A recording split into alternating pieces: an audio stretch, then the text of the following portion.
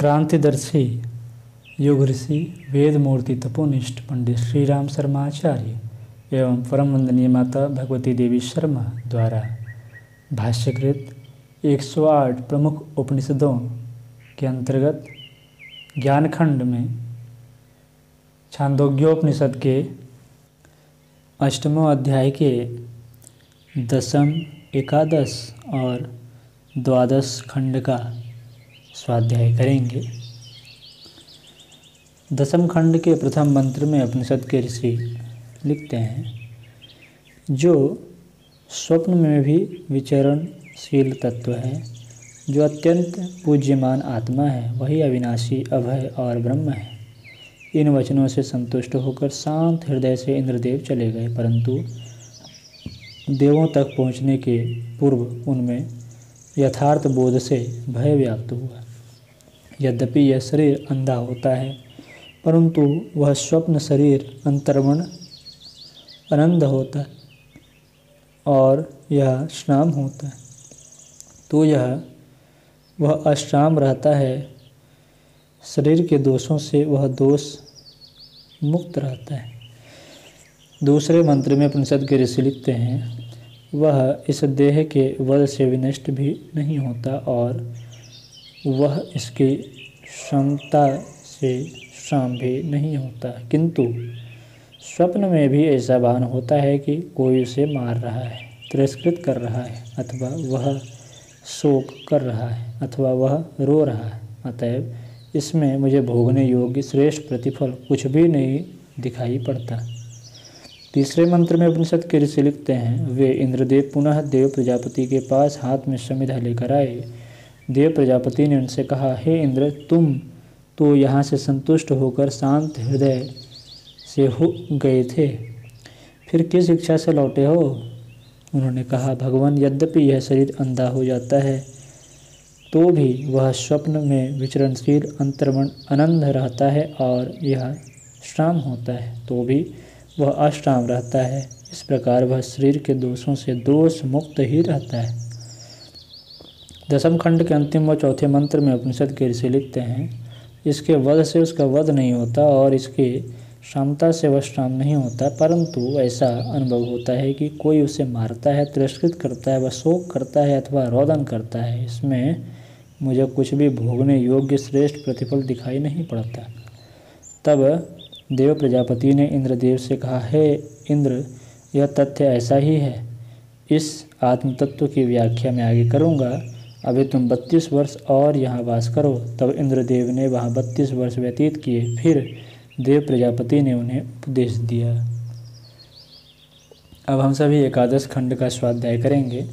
11 खंड के प्रथम मंत्र में उपनिषद के ऋषि लिखते हैं, जब वह प्रसुप्त अवस्था में संपूर्ण रूप से आनंदित और शांत रहता है और स्वप्न का अनुभव भी नहीं करता, वही आत्मा है, वही अनिश्वर, अभय और ब्रह्म है।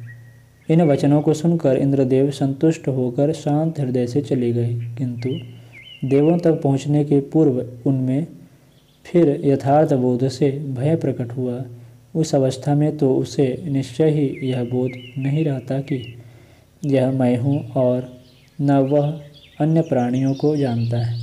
उस अवस्था में तो वह विनाश जैसी स्थिति को प्राप्त हो जाता है।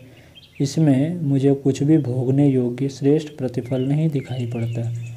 दूसरे मंत्र में उपनिषद के ऋषि लिखते हैं, इस प्रकार विचार करते हुए देवराज इंद्र पुनः प्रजापति के पास हाथ में समिधा लेकर पहुँचे। उन्हें देखकर प्रजापति ने पूछा, हे इंद्र, तुम तो स्थिर चित्त होकर चले गए थे, अब पुनः हमारे पास किस इच्छा से आए हो? इंद्र ने कहा, हे भगवान, इस स्थिति में तो निश्चय ही इसे यह भी आभास नहीं होता कि स्वयं ही यह मैं हूँ।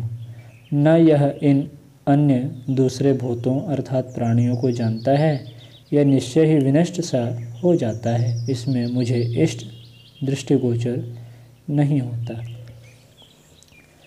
11 खंड के अंतिम व तीसरे मंत्र में उपनिषद के ऋषि लिखते हैं, प्रजापति ने पुनः उपदेश देते हुए इंद्र से कहा, हे इंद्र, यह बात ऐसी ही है। अब मैं तुम्हें पुनः समझाऊंगा। अभी तुम 5 साल तक यहाँ पर और ब्रह्मचर्य पूर्वक निवास करो। तदंतर देवराज इंद्र ने 5 साल तक निवास किया। यह सभी वर्ष मिलाकर 101 वर्ष हो गए।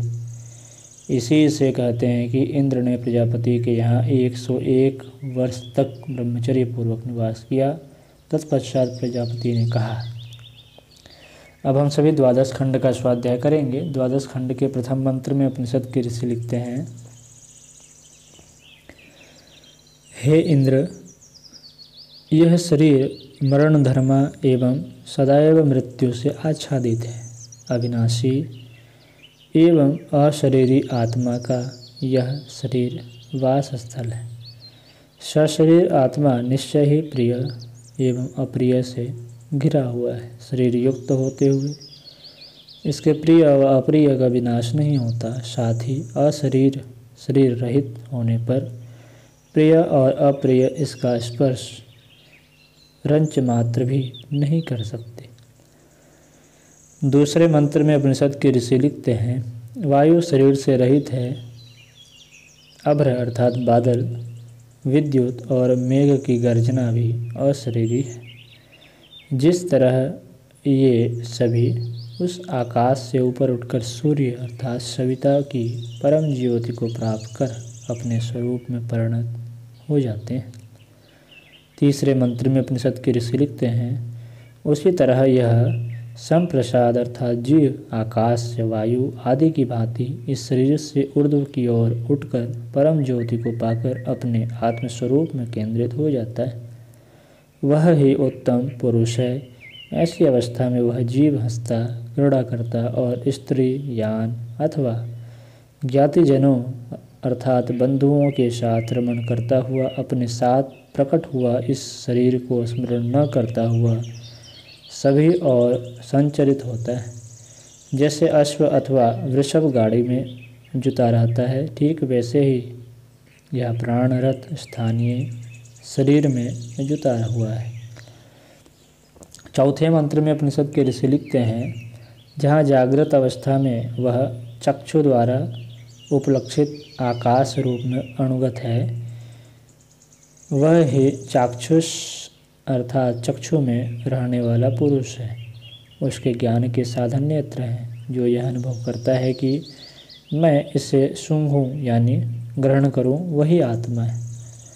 उसके गंध ग्रहण के लिए नासिका है तथा जो जानता है कि मैं यह शब्द उच्चारण करूं, वही आत्मा है। उसके वाक्योच्चारण के लिए वाणी है और जो यह समझता है कि मैं यह श्रवण करूं, वही आत्मा है। और उसके सुनने के साधन स्वरूप श्रोतेंद्रिय है।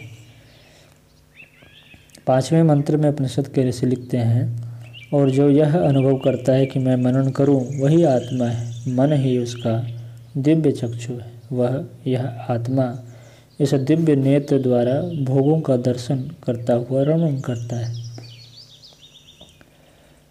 द्वादश खंड के अंतिम व छठवें मंत्र में उपनिषद के ऋषि लिखते हैं, और जो यह सभी प्रकार के भोग इस ब्रह्मलोक में विद्यमान है, उन्हें वह देखता हुआ रमण करता है। उस महान आत्मा की देवगण उपासना करते हैं।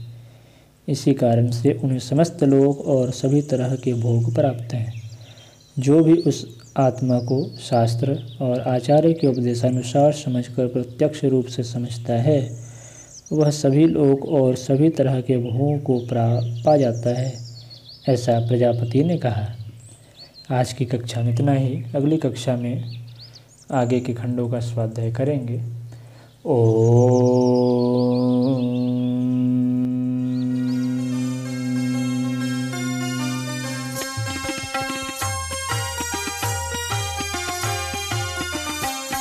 चलो गुरुदेव के सपने सजाने की शपथ ले ली। चलो गुरुदेव के सपने सजाने